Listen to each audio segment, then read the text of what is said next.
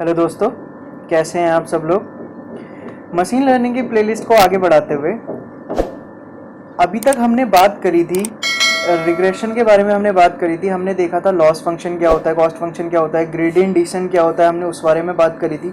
ठीक है, ये सारी चीज़ें हमने देख ली थी कि ग्रेडियंट डिसेंट जो है वो कैसे अकर करता है, हमारा जो लर्निंग रेट है वो कैसे काम करता है। आज की जो वीडियो है वो हमारी लॉस फंक्शन के ऊपर रहेगी। तो लॉस फंक्शन को समझने से पहले आपको जो है एक बेसिक आइडिया जो है ग्रेडियंट डिसेंट के बारे में आपको पता होना चाहिए। एक बेसिक आइडिया पता होना चाहिए कि ये हमारा लोकल मिनिमा क्या होता है, ग्लोबल मिनिमा क्या होता है, हम लर्निंग रेट के हिसाब से कैसे क्या बोलते हैं जो हमारा ग्लोबल मिनिमा होता है वहाँ तक हम पहुँचते हैं, और जो हमारा एरर है वो कैसे कम होता है, उसको हम कैसे कम करते हैं, जो हमारा लॉस होता है, ठीक है, वो कैसे हम मिनिमाइज करते हैं। तो ये आई होप कि आपने मेरी पुरानी वीडियो ग्रेडियंट डिसेंट पे देखी होगी। इस वीडियो को समझने के लिए अगर आपने नहीं देखी है तो सबसे पहले आप वो वीडियो देखिए, उसके बाद इस वीडियो पे आगे बढ़िए। तो चलिए आगे बढ़ते हुए, मशीन लर्निंग की वीडियो को आगे बढ़ाते हुए आज हम लोग बात करेंगे लीनियर रिग्रेशन की, सॉरी लॉस फंक्शन की रिग्रेशन में। ठीक है, मेरा नाम गौरव है। ठीक है, आगे बढ़ते हैं। आज हम लोग देखेंगे लॉस फंक्शन क्या होता है। ठीक है, लॉस फंक्शन क्या होता है, कैसे काम करता है, और कौन से लॉस फंक्शन है जो हम रिग्रेशन में यूज करते हैं और कैसे यूज करते हैं, और कौन सा लॉस फंक्शन कहाँ पर ज्यादा इफेक्टिवली काम करता है। ठीक है, ये सारी चीजें आज हम देखेंगे। उससे पहले सबसे पहले हम लोग देख लेते हैं कि आखिर लॉस फंक्शन होता क्या है। ठीक है, हम लोग इतनी बात कर रहे हैं लॉस फंक्शन, हमें अपने एरर को मिनिमाइज करना होता है। ठीक है, तो हमें पता होना चाहिए कि आखिर लॉस फंक्शन होता क्या है। अगर हम इसकी डेफिनेशन की बात करें तो it is a difference between actual variable and the predicted variable. ठीक है, अगर मैं आपको यहाँ पर एक ग्राफ बना के दिखाऊं, ठीक है, लीनियर रिग्रेशन पे बात कर रहे हैं हम, तो एक मैं लीनियर रिग्रेशन से रिलेटेड एक आपको यहाँ पर एक उसका डेटा सेट बना के दिखाता हूँ। ठीक है, कुछ इस तरीके का सपोज हमारा, एक सेकंड में यहाँ पर ड्रॉ कर लेता हूँ, अच्छे से विजिबल रहेगा। ठीक है, कुछ इस तरीके का हमारा लीनियर रिग्रेशन का जो है वो स्कैटर प्लॉट होता है। ठीक है, इसमें हम क्या करते हैं, एक बेस्ट फिट लाइन फिट करते हैं, आपको पता होगा। ठीक है, सपोज हमारी एक सेकेंड, सपोज ये कुछ इस तरीके की हमारी बेस्ट फिट लाइन आई है। ठीक है, तो हमारा जो वो होता है क्या, एरर रेट होता है, वो डिफाइन करता है ये जो पर्टिकुलर पॉइंट है, ये और इसके बीच का जो डिफरेंस होता है ना, ये हमारी जो प्रिडिक्टेड लाइन है उसका पॉइंट, और ये जो हमारा एक्चुअल पॉइंट है, इनके बीच का जो डिफरेंस होता है ना, वो हमारा कहलाता है लॉस फंक्शन। ठीक है, वो हमारा एरर कहलाता है। ठीक है, तो ये हमें पता चल गया। और यहाँ पर लिखा है, अगर हम सिंपल वर्ड में बात करें तो लॉस फंक्शन होता है कि हमारा मॉडल कितना ज्यादा अच्छा परफॉर्म कर रहा है। ठीक है, पर्टिकुलर डेटा सेट पे। ठीक है, जितना ज्यादा एरर रेट कम होगा हमारे मॉडल में, ठीक है, जितना ज्यादा एरर कम होगा, हम कहेंगे वो मॉडल बहुत ज्यादा अच्छा है। ठीक है, उसकी परफॉर्मेंस बहुत ज्यादा अच्छी है। ठीक है, तो जो बहुत ज्यादा मोस्ट कॉमन मेथड यूज होता है मिनिमम पॉइंट फाइंड करने के लिए, ठीक है, वो होता है हमारा ग्रेडियंट डिसेंट। ग्रेडियंट डिसेंट कैसे आता है, क्या होता है, ये सारी चीजें हमने पहले देख चुके हैं, वहाँ यहाँ पर मैं रिपीट नहीं करूंगा। लेकिन जो एक बेस्ट मेथड होता है वो होता है ग्रेडियंट डिसेंट। हम लोग लर्निंग रेट के हिसाब से धीरे धीरे अपने मिनिमा को अटेन करते हैं। ठीक है, जो हमारा मिनिमा जब हमें मिल जाता है तो हम कहते हैं ये वाला जो मॉडल है वो यहाँ पर बहुत ज़्यादा अच्छे से परफॉर्म कर रहा है, यहाँ पर उसका एरर मिनिमम है। इससे इससे अगर हम आगे बढ़ेंगे तो हमारा एरर रेट फिर से बढ़ने लग जाएगा। ठीक है, तो वो चीज़ हमें अटेन करनी होती है। अब वो चीज़ कैसे अटेन करते हैं, कौन कौन से लॉस फंक्शन होते हैं, ये देख लेते हैं। ठीक है, हम बात कर लेते हैं टाइप्स ऑफ लॉस फंक्शन। ठीक है, आखिर कितने तरीके के लॉस फंक्शन होते हैं इस बारे में हम बात कर लेते हैं। ठीक है, सबसे पहले होता है हमारा मीन एब्सोल्यूट एरर। अब ये सारी चीज़ें क्या होती है, हम धीरे धीरे बढ़ते हैं। सबसे पहले देख लेते हैं कौन कौन से हमारे लॉस फंक्शंस हैं। दूसरा है हमारा मीन स्क्वायर्ड एरर, इसके बारे में बात करेंगे। तीसरा है हमारा मीन एब्सोल्यूट परसेंटेज एरर, ये क्या होता है ये भी देखेंगे। मीन स्क्वायर लॉगरिथमिक एरर क्या होता है, रूट मीन स्क्वायर्ड एरर क्या होता है, और हबर लॉस क्या होता है। ठीक है, ये मीन स्क्वायर्ड एरर हो गया और ये रूट मीन स्क्वायर्ड एरर हो गया। ठीक है, ये दो मीन स्क्वायर्ड एरर और रूट मीन स्क्वायर्ड एरर। ठीक है, ये जो दो चीजें हैं ये बहुत ज्यादा आपने सुनी होंगी। ठीक है, तो इन बारे में भी हम देखेंगे कि क्यों क्यों ये इतना ज़्यादा यूज़ होते हैं। ठीक है, इनके बारे में बात करेंगे। तो सबसे पहले हम देख लेते हैं कि मीन एब्सोल्यूट एरर क्या होता है। ठीक है, उससे पहले सबसे इंपॉर्टेंट, अगर आपको मीन एब्सोल्यूट एरर मिल रहा है तो ठीक है, आप समझ जाएंगे क्या होता है। दूसरा जो है हमारा, उसको हम लोग कहते हैं L1 एरर, ठीक है। मीन एब्सोल्यूट एरर को ही हम L1 एरर कहते हैं। आखिर ये क्या होता है, ठीक है। It is the difference between actual variable and the predicted variable. अब ये तो वही बात हो गई, हम कह रहे हैं कि क्या बोलते हैं, जो हमारा लॉस फंक्शन है वो होता है हमारा difference between actual and the predicted variable. इसमें क्या करते हैं, इसमें हम लोग एब्सोल्यूट ले लेते हैं, उसका मॉड्यूलस ले लेते हैं, ठीक है। यहाँ पर अगर आप इक्वेशन दिख रही है अगर आपको, ठीक है, हम एम का फॉर्मूला होता है 1/n, यहाँ पर लिखा हुआ है, मैं एक बार फिर से लिख दे रहा हूँ, समेशन ऑफ y यानी हमारी एक्चुअल वैल्यूज और ये हमारा प्रिडिक्टेड वैल्यूज, ठीक है, इन दोनों का डिफरेंस। इसका क्या करते हैं, हम लोग मॉड्यूलस ले लेते हैं, ठीक है। यहाँ पर जनरली बेसिकली हम इसका मॉड्यूलस ले लेते हैं, ठीक है। तो सपोज अगर आपकी वैल्यू आई है -14, ठीक है, अगर आपकी वैल्यू -14 आई है, हम मॉड्यूलस क्यों ले रहे हैं इस पर थोड़ी देर पे आता हूँ मैं, ठीक है। तो ये मॉड्यूलस क्या करेगा, इसको +14 कर देगा, ठीक है। मॉड्यूलस आपको पता होगा, आपने मैथ्स में पढ़ा होगा, ठीक है। यहाँ पर हम डिटेल में नहीं जाएंगे। तो ये माइनस को क्या कर देता है, बेसिकली पॉजिटिव कर देता है, ठीक है। यहाँ पर अब मैं बताता हूँ कि हम मॉड्यूलस क्यों ले रहे हैं। यहाँ पर बेसिकली हमारा मेन एम रहता है कि आपको पता है एरर कभी भी माइनस में नहीं होता। क्या आपके पैसों की वैल्यू कभी माइनस में गई है, नहीं गई है, ऑब्वियसली नहीं जा सकती, ठीक है। एरर हमारी हमेशा पॉजिटिव रहती है, हम हमेशा एरर को पॉजिटिव काउंट करते हैं, ठीक है। तो इसीलिए यहाँ पर हम मॉड्यूलस ले लेते हैं, ठीक है।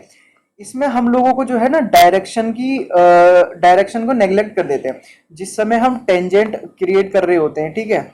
मैं यहाँ पर एक बार ड्रॉ करके दिखाऊं, जब हम आगे बढ़ते हैं तो हमें डायरेक्शन की वो नहीं रहती है कि हम ऊपर को जा रहे हैं या नीचे जा रहे हैं, ये इररिस्पेक्टिव ऑफ डायरेक्शन हम आगे बढ़ते रहते हैं, ठीक है। तो ये सारी चीजें हो गई। यहाँ पर लिखा है without taking care of direction, ठीक है, हम लोग यहाँ पर डायरेक्शन को कंसिडर नहीं करते। तो ये हो गया मीन एब्सोल्यूट एरर, ठीक है। अब अगर मैं इसके ग्राफ की बात करूं तो ये होता है हमारा लीनियर होता है, ठीक है। कुछ लीनियर तरीके से ये वैल्यूज इसकी इंक्रीज भी होती हैं और डिक्रीज भी होती है, ठीक है। ये हो गया, ये जो हमारा ये है, ये हमारा लोकल मिनिमा होता है, इसको हमें अटेन करना होता है, ठीक है। अब ये कैसे अटेन करते हैं, लर्निंग रेट हो गया, ग्रेडियंट डिसेंट जो बेसिकली है ना, वो कुछ उसी तरीके से हम इस ग्राफ को, जो इस वैल्यू को जो है हम अटेन करते हैं, ठीक है। तो ये हमने देख लिया था। दूसरी बात करते हैं हम मीन स्क्वायर्ड एरर की, ठीक है। मीन स्क्वायर्ड एरर को हम L2 एरर भी कहते हैं। ये चीज हो गई। अगर कहीं पे आपको आए कि L2 एरर क्या होती है तो समझ जाना, वो बेसिकली L2 यानी हमारी मीन स्क्वायर्ड एरर को ही हम L2 एरर कहते हैं। इसमें ज्यादा डिफरेंस नहीं है। वहां पर मीन एब्सोल्यूट एरर में हम क्या कर रहे थे, उसका मॉड्यूलस ले रहे थे। यहाँ पर मॉड्यूलस ना लेके हम इक्वेशन का स्क्वायर कर देते हैं, ठीक है। वही चीज है कि नेगेटिव में नहीं होता है, तो नेगेटिव को पॉजिटिव करने के लिए सपोज यहाँ पर 10 है तो इसका हम लोग बेसिकली स्क्वायर कर देंगे तो वो वैल्यू हमारी 100 हो जाएगी, ठीक है। बेसिकली हमारा यही मेन एम रहता है, ठीक है। तो ये है, ये बहुत ज़्यादा most commonly used regression loss function हो जाता है, ठीक है। इसका नाम ही सजेस्ट कर रहा है कि it is the sum of squared distance between the actual and the predicted value. ये जो हमारा वाई आई है ये हमारी एक्चुअल वैल्यू हो जाती है, और ये जो वाई हैट आई है ये हमारी हो जाती है प्रिडिक्टेड वैल्यू जो हमारे मॉडल ने प्रिडिक्ट करी है, ठीक है। ये चीज़ मैंने आपको बताई थी कि ये हमारा कुछ इस तरीके का डेटा सेट है।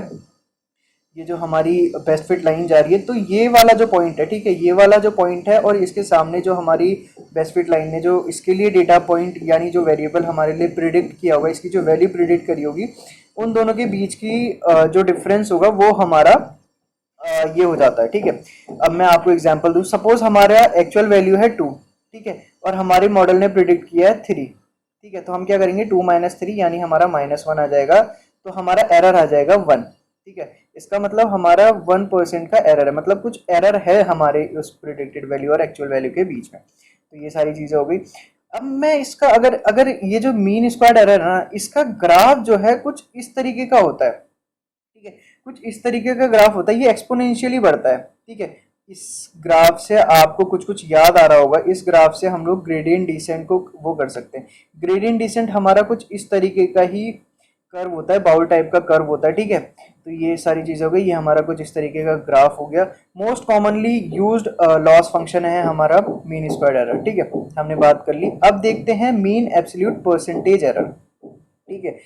एब्सोल्यूट परसेंटेज एरर से अगर आप यहाँ पर दिमाग लगा पा रहे हैं तो यहाँ पर परसेंटेज नाम की चीज़ आ रही है। परसेंटेज मतलब बेसिकली हम क्या करते हैं, जो हमारा एम है ना, ये बेसिकली सेम डिट्टो एम होता है, लेकिन हम उसमें ना परसेंटेज फाइंड करते हैं इसमें। जैसे सपोज उसमें कोई वैल्यू फाइंड हो रही है, 0, 1 या 2 की कोई वैल्यू फाइंड हो रही है, हम उसकी प्लेस में क्या करते हैं, हम उसकी परसेंटेज फाइंड कर लेते हैं। सपोज 1%, 10%, 3%, बस इसमें हम लोग जो है परसेंटेज फाइंड करते हैं। ठीक है, यहाँ पर लिखा हुआ है it calculate the error percentage form and this makes the MPE independent of scale. इसमें स्केलिंग मतलब जो स्केलर वैल्यू होती है उसका कोई वो नहीं होता, क्या कहते हैं, उसको कोई रोल प्ले नहीं करता। सपोज हमारी यहाँ पे 0.23 का कोई एरर आ रहा है, ठीक है, 0.23 एरर आ रही है, इसको हम परसेंटेज में कैलकुलेट कर देंगे तो ये हमारा 23% हो जाएगी। ठीक है, इसका मतलब 23% का एरर है हमारे जो एक्चुअल और प्रेडिक्टेड वैल्यू के बीच में। इसका मतलब ह्यूज एरर है, तो हम उसको क्या करते हैं, मिनिमाइज करते रहते हैं। इसका भी कुछ लीनियर तरीके का ही हमारा वो ग्राफ प्लॉट होता है। ठीक है, अब ये सारे ग्राफों में क्या अंतर है थोड़ी देर में देखते हैं कि सारे लीनियरली ही प्लॉट हो रहे हैं। ठीक है, इनमें थोड़ा बहुत डिफरेंस है, लर्निंग रेट का डिफरेंस है कि धीरे धीरे बढ़ता है, कोई बहुत स्पीड में ग्रो करता है, कोई बहुत ज़्यादा स्पीड में लीनियरली की तरफ बढ़ रहा है, कोई बहुत स्लो बढ़ रहा है। ठीक है, ये सारी चीज़ें हो गई। अगली बात करते हैं हम मीन स्क्वायर लॉगरिथमिक एरर। ठीक है, यहाँ पर जो लॉगरिथमिक है ना, इसमें हम बेसिकली क्या करते हैं, इसमें हम लॉग फाइंड कर लेते हैं। ठीक है, यहाँ पर हम लॉग फाइंड कर लेते हैं। अगर मैं आपको यहाँ पर टेबल दिखाऊं तो यहाँ पर आप ज़्यादा उसको कंपेयर कर पाएंगे। सपोज ये हमारी एक्चुअल वैल्यू है, ठीक है, 10, यानी हमारी एक्चुअल वैल्यू है और ये हमारे मॉडल ने प्रिडिक्ट किया है। ठीक है, अगर हम एमएससी करेंगे तो उसका कुछ इस तरीके का एरर आएगा, 90 का एरर आएगा। ठीक है, यहाँ पर लेकिन अगर हम उसका लॉग ले लेंगे ना, तो एक ये कुछ हमें 0.0213 दिखा है, इसका मतलब बहुत मिनिमम लॉस है, तो हम इसको बियर कर सकते हैं।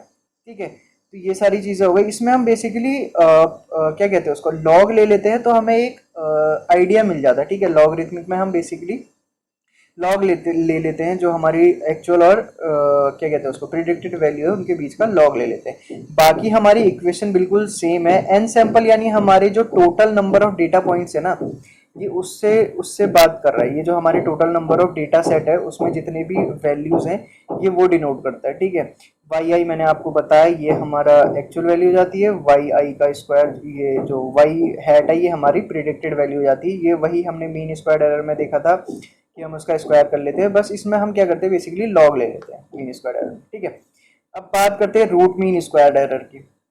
रूट मीन स्क्वायर एरर भी बेसिकली हमारा एमएससी की तरह ही है। ठीक है, लेकिन हम इसमें क्या करते हैं, इसमें बेसिकली हम क्या करते हैं, रूट ले लेते हैं उस चीज़ का। ठीक है, ये हमारी एमएससी की इक्वेशन थी 1/n समेशन ऑफ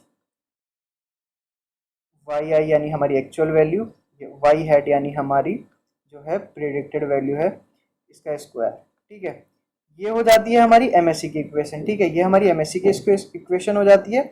अब यहाँ पर अगर हम इसका रूट ले लेते हैं ना, तो रूट ले लेते हैं तो ये हमारी रूट मीन स्क्वायर एरर हो जाती है। ठीक है, तो ये हो गई हमारी रूट मीन स्क्वायर एरर। क्या होता है इसका भी अगर हम ग्राफ देख ले तो ये भी हमारा लीनियरली ही डिनोट होता है, ये भी हमारा लीनियरली ही आगे बढ़ता रहता है, कम या ज़्यादा उसकी वैल्यू होती रहती है। ठीक है, लीनियरली हमें एक ये फाइंड करना होता है, हमें यहाँ पर ये वैल्यू अटेन करनी होती है जहाँ पर हमारा जो एरर है वो मिनिमम हो।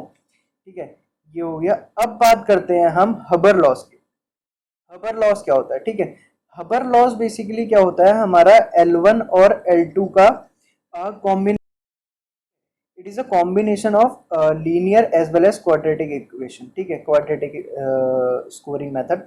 ये हमारा L1 और L2 जो हमारी MAE और MSC थी उसके उसका वो है, क्या कहते हैं उसको, कॉम्बिनेशन है।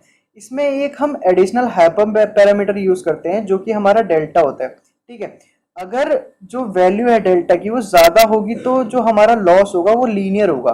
ठीक है, अगर क्या बोलते हैं हमारी डेल्टा की वैल्यू कम होगी तो वो क्वाड्रेटिक लॉस होगा। ठीक है, यहाँ पर कुछ इस तरीके की इक्वेशन होती है। अगर डेल्टा की वैल्यू ज़्यादा है तो हम ये यूज़ करते हैं। ठीक है, अगर हमारी डेल्टा की वैल्यू ज़्यादा हो रही है यानी हमारी जो क्वाड्रेटिक इक्वेशन आ रही है तो ये यहाँ पर हम लोग ये वाली इक्वेशन यूज कर लेते हैं, 2 delta modulus of y i minus y hat minus delta का स्क्वायर। ठीक है, अब अगर हम कंपैरिजन करें, ये हमारा हबर लॉस की वैल्यू, जैसे जैसे हम डेल्टा की वैल्यू बढ़ाते हैं ना, वैसे वैसे ये लीनियर से क्वाड्रेटिक की तरफ बढ़ता रहता है। ठीक है, ये हमारी लीनियर लाइन प्लॉट हो रही है। ठीक है, और ये हमारी कुछ इस तरीके से क्वाड्रेटिक इक्वेशन फॉर्म हो रही है। ठीक है, तो ये बेसिकली इसका डिफरेंस है। जैसे जैसे हम हमारे हबर लॉस का जो हमारा डेल्टा है, जो हमारा एडिशनल जो हम हाइपर पैरामीटर यूज कर रहे हैं, उसकी वैल्यू जैसे जैसे बढ़ती है ना, वैसे वैसे हमारी इक्वेशन क्वाड्रेटिक की तरफ को चली जाती है। ठीक है, ये सारी चीजें हो गई। तो अब मैं आपको ये बताऊं कि कोई भी, जितने भी ये लॉस फंक्शन के बारे में हमने बात करी थी ना, जितने भी हमने लॉस फंक्शन की बात करी थी, चाहे वो मीन एब्सोल्यूट एरर हो गया, मीन स्क्वायर्ड एरर हो गया, एब्सोल्यूट परसेंटेज एरर हो गया, स्क्वायर्ड लॉगरिथमिक एरर हो गया, रूट मीन स्क्वायर्ड एरर हो गया, ये फिक्स नहीं है कि कौन से डेटा सेट के लिए आप कौन सा लॉस फंक्शन यूज कर रहे हैं। ठीक है, ये कहीं पे भी आपको नहीं मिलेगा कि आपको इस चीज के लिए ये यूज करना चाहिए। लेकिन क्या होता है, आप जैसे जैसे काम करेंगे ना, वैसे वैसे आपको पता चलेगा कि हमारा डेटा सेट किस तरीके का है। ठीक है, जिस हिसाब का हमारा डेटा सेट होगा ना, उस हिसाब से हमें ये इसको ट्वीक करना पड़ेगा। ठीक है, हमें ट्वीकिंग करनी आनी चाहिए। लॉस फंक्शन कोई ऐसा नहीं है कि आप एक ही यूज करें, लेकिन आप देखेंगे तो मोस्टली मीन स्क्वायर्ड एरर और रूट मीन स्क्वायर्ड एरर जो हमारा मोस्ट ऑफ द टाइम हमारी जो सिचुएशन है उसमें फिट हो जाता है। ठीक है, लेकिन फिर भी ये कहीं पे भी नहीं है कि कोई ऐसा फिक्स क्राइटेरिया नहीं है कि आपको यही दोनों यूज करने हैं, आप और कोई यूज नहीं कर सकते। ठीक है, तो आई होप कि आपको कुछ समझ में आया होगा। लॉस फंक्शन में आपको डिफरेंस पता चले होंगे। ठीक है, कि हम कहाँ पर कैसे यूज करते हैं। ठीक है, कौन सा लॉस फंक्शन किस तरीके से काम करता है। ठीक है, क्या उसके फॉर्मूलेज हैं, क्या होता है बैकएंड में, कैसे काम होता है। आई होप आपको समझ में आया होगा। अगर आपको समझ में आया तो, अगर आपको कोई भी डाउट है वीडियो से रिलेटेड या फिर इस टॉपिक से रिलेटेड, तो आप नीचे कमेंट सेक्शन में पूछिए, मैं उसको रिजॉल्व करने की कोशिश करूंगा। ठीक है, जल्द से जल्द उसका सॉल्यूशन लेके आऊंगा। मिलते हैं नेक्स्ट वीडियो में, तब तक के लिए एज ऑलवेज अपना ध्यान रखिए। ठीक है, ओके बाय, मिलते हैं नेक्स्ट वीडियो में, टेक केयर।